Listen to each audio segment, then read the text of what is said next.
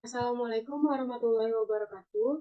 Perkenalkan, saya Sisi Febriandini dengan BP 2010-413007. Di sini saya akan mempresentasikan hasil tugas kasus molekular docking mata kuliah pemodelan kimia dengan dosen pengampu, yaitu adalah Ibu Dr. Rernat Syafrizayanti. Ini merupakan protein target yang digunakan pada proses molekular docking kali ini, yaitu BRAF P600E dengan kode PDB 4MNF.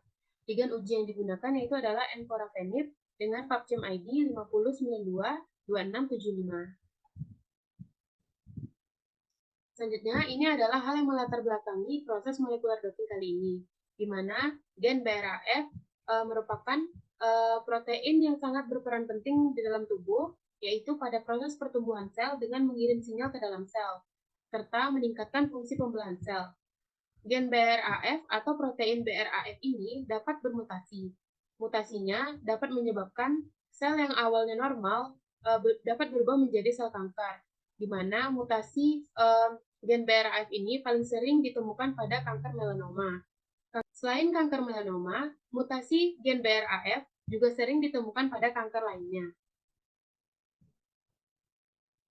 Selanjutnya, para ilmuwan telah mengidentifikasi jenis mutasi gen BRAF. Salah satunya yaitu adalah protein BRAF P600E, di mana P dan E ini mewakili asam amino yang bermutasi, yaitu valin dan asam glutamat. Selanjutnya, di sini adalah encorafenib. Encorafenib ini merupakan ligand yang nantinya akan ditambahkan pada protein BRAF P600E. Penambatan ini dilakukan dengan proses molekular docking. Ini merupakan ilustrasi dari proses molekular docking, di mana yang berwarna hitam ini mengilustrasikan protein target, yang berwarna hijau mengilustrasikan ligand. Setelah terjadi proses docking, terbentuklah kompleks, di mana ligand sudah tertambat pada protein target. Selanjutnya itu adalah mekanisme kerja dari encorafenib, di mana encorafenib ini akan mengikat secara kovalen pada situs aktif protein BRAF P600E, di mana pengikatan ini akan menghambat aktivitas kinasenya dan menghalangi pensinyalan jalur MEP kinase, di mana setelah terjadinya penghambatan jalur MEP kinase, encorafenib dapat juga menekan pertumbuhan serta perkembangan sel kanker. Selanjutnya, yaitu adalah pentingnya proses redocking sebelum melakukan proses docking. Redocking merupakan proses penambatan kembali ligand alami ke struktur protein yang sama, dengan tujuan yaitu adalah untuk memvalidasi metode docking yang digunakan serta meningkatkan akurasi prediksi interaksi antara ligand dengan protein. Berikut merupakan proses docking, di mana proses ini kita lakukan setelah melakukan proses redocking. Di sini kita terlebih dahulu alamat yang akan dituju nantinya.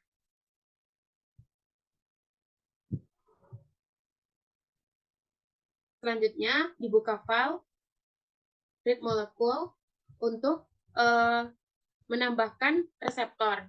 Reseptor yang ditambahkan sudah PDB-QT, di mana reseptor yang PDB-QT ini kita dapatkan dari proses redocking. Selanjutnya, kita lakukan hal yang sama untuk memasukkan ligand uji atau encorafenib. Di sini merupakan ligandnya.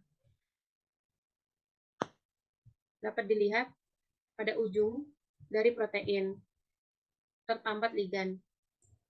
Disimpan juga ligand dalam bentuk PDB-QT.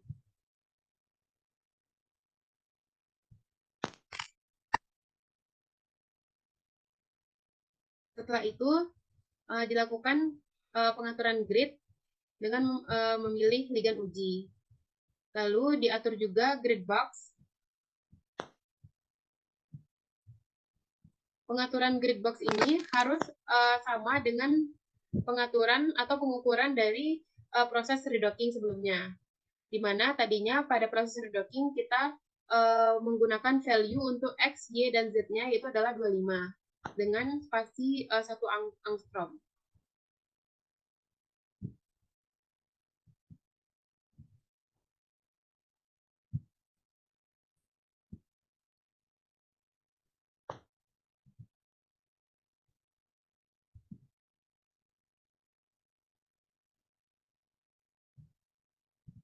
Selanjutnya disimpan file dalam nama grid. Lalu dilakukan final config, di save.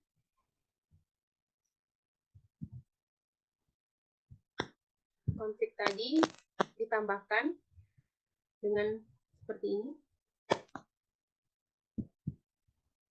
agar nantinya proses docking berjalan dengan lancar. Setelah itu dilakukan running. Ditunggu sampai proses running selesai dan didapatkan hasil.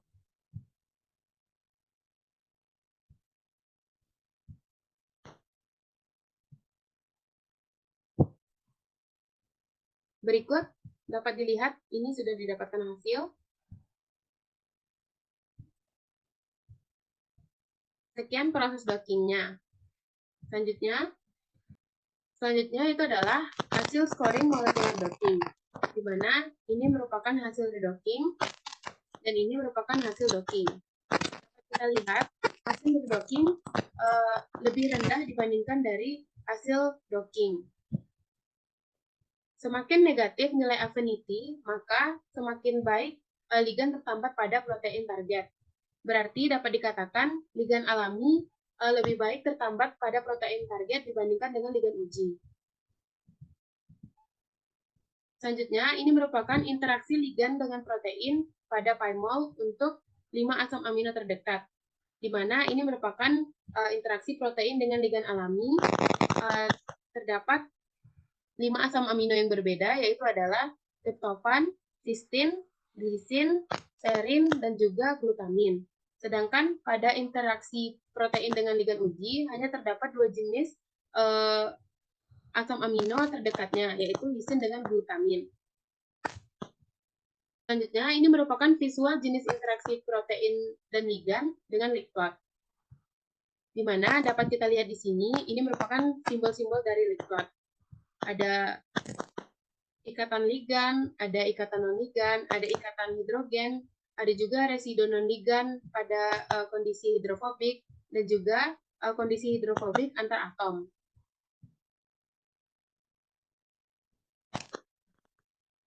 Selanjutnya, ini merupakan jenis interaksi yang dihasilkan dan hubungannya dengan afinitas pengikatan, di mana parameter yang diujikan yaitu adalah jenis interaksi dan juga affinity atau docking score, di mana proses redocking terjadi 1 interaksi hidrogen dan juga 3 interaksi hidrofobik.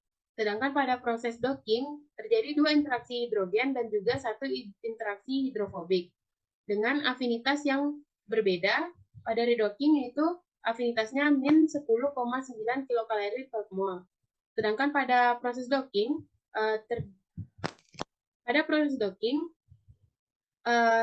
dihasilkan afinitas yaitu min 1,9 kilokalori per mol. Nah, jenis interaksi antara reseptor dengan ligand memainkan peran yang sangat penting dalam menentukan afinitas pengikatan. Afinitas ini diukur dengan energi bebas pengikatan dan juga nilai yang lebih negatif menunjukkan interaksi yang lebih kuat, di mana pada proses ini nilai yang lebih negatif yaitu pada proses redocking. Berarti ligand alami merupakan ligand yang tertambat lebih baik terhadap protein target.